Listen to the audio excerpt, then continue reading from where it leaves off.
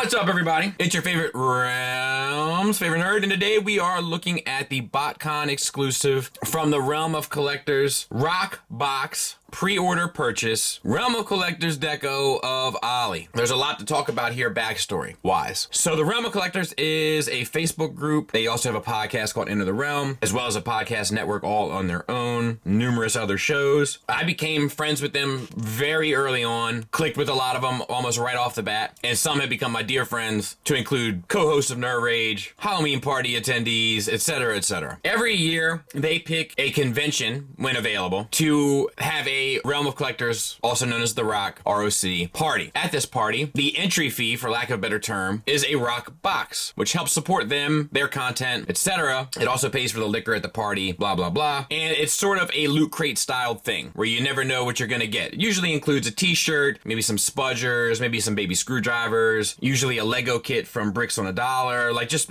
not so little cool kind of tchotchke type stuff, right? This year at BotCon, they went above and beyond and have a Realm of Collectors styled Ollie, because Ollie is kind of the mascot for their channel, crew, whatever you want to call it. And they actually went and did it, which is just amazing. And they deserve an awful lot of kudos. It takes a lot of logistical work to pull stuff like this off. If you don't do it, you don't understand, but just take my word for it. So I'm very proud of them, and I wish them a very sincere congratulations. With that being said, we're going to talk about this guy, but in order to talk about this guy, we're going to talk about accessories. I'm not going to show the transformation. This mold is old. We all know it like the back of our hands, probably. I've covered it before on my channel if you're interested, but we will talk about the deco, the articulation, that kind of stuff, and sort of move on with our day. All right, let's get started. We're going to start with something before accessories today. You know, I don't really do box art and stuff here, but I'm just so proud of this. Like the Realm insignia is on, you know, kind of all of the sides.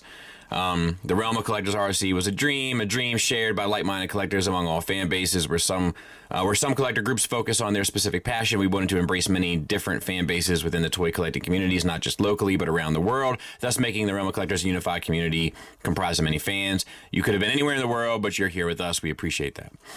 And they named him Nelson, the Realminator. I'm not sure why. Mascot of the Realm. Come as friends, stay as family. Enslaved by a Chaos Bringer, the once heroic Ollie finds himself reformatted into the ultimate instrument of destruction. Nelson lies in wait to shatter the audio sensors of any opposing heroic robots with his howling, strung axe, like a guitar. And they actually, I'll get to that here in a minute. And then they had the Realm of Collectors kind of stuff there. The box art is by Shelf Gravy, which is actually JD and Chan, dear friends of mine, really, really good people. It's just really a lot of my friends, you know, so I'm kind of taken back by it. I really am in awe of what they've done here. I'm good on them. You should check out the Facebook group if you haven't already. He comes with two alternate head sculpts. One is like a more serious kind of regular wheelie face, and then one is sort of the more notorious Ollie, Shattercast Ollie from the Realm face with the whisk, the kind of, it's not a goatee, is it? It's a Fu Manchu, maybe? Whatever that is, that mustache beard get up, which is cool. I mean, I'm really impressed with a lot of it. The little, like, sneer and everything, I think, comes through nicely. It's silver and black paint. Looks good. He comes with a silver blaster, sculpted well enough and fully painted. He'll hold that just fine, and can be used to fit in the back of the vehicle mode. Comes with a slingshot. It's painted this kind of metallic turquoise, which matches, kind of the aesthetics of the figure, which I dig. And he'll hold that just fine. And the slingshot can be stored underneath the back of the vehicle. You just pop this little plate up here, and then you can kind of fold it back. He comes with a kind of translucent piece of plastic in this, teal-esque color, aqua color, which is nice. It's a thoughtful thing that you could swap out if you don't want the kind of painted version. I dig that. I wish that more kind of figures actually came with that sort of stuff in mind. Now, also in the rock box, not in the actual figure box, he comes with a third-party upgrade, a 3D printed guitar. It comes packaged independently, like in this bag. Ace Milo's rocking guitar. Ace is another member. What happens when Ollie and Nelson unleash his power base models, rock and act, your collection will quake in fear as the cords ring out. This is a 3D printed item, and as such, it may be more fragile than a production piece. Please handle with care. Has a piece of elastic here. It's all like painted, you know, just a thoughtful thing, and it's like part of their shtick, really. So we'll start with this head sculpt. We've seen it before. The eyes are painted red. Outside of that, not a whole lot new to report. We do have a little this kind of teal aqua paint on the back, which does look good. The head is on a ball peg, so you can get up, a little bit down, and a swivel. Not really a confused look, but you get a little bit, I suppose. The shoulders swing out here on a hinge for a butterfly joint. They also get up to a little shy of 90 degrees and 360 around. Bicep swivel. Once again, we have the aqua / teal paint. I think it looks great against the black. Double jointed elbow, but still only gets you slightly beyond 90 degrees. Wrist swivel, fingers on a base pen knuckle, and since they are on a mini bot, the fact that it's typewriter fingers really doesn't bother me per usual. Now, look on the other side. They actually have a Realm of Collectors logo like on his arm as like a, you know, like a patch. It's a little off-centered, which is a little irritating, but still pretty impressive that they pulled it off. Waist swivel. Kind of beats up against this stuff in the back. You know, this was never kind of the most elegant of molds. And then we have the hips. They're on T-jointed ball joints. You get out to the side for the full Van Damme. And forward and back for a little shy of the full Monty, but more than you would ever need. Thigh swivel both at the hip and below, so if you would prefer one over the other aesthetically, that's fine. We'll back out now. We have a double jointed knee technically, but it still only gets you a little bit shy of 90 degrees.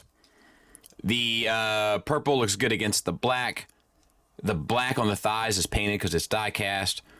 We have an ankle tilt up, an ankle tilt down, a slight rocker, and a toe hinge, but it's only a down, so it doesn't really help you a whole lot. And there he kind of is from the back.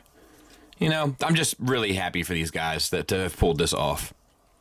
Size comparison wise, there he is with Starline, and I'll throw in the Magic Square Prime for good measure. Hopefully that gives you some sort of an idea of what size he is. And there it is in vehicle mode. And, you know, I mean, I think it works. I don't think it's quite as interesting or as impressive as the kind of stuff that comes through in robot mode, mainly because it's just a lot of, like, flat plastics, glossy plastics and such. But, you know, there it is. Hides stuff pretty well underneath, I guess. You know, I've never been crazy about this mold in general.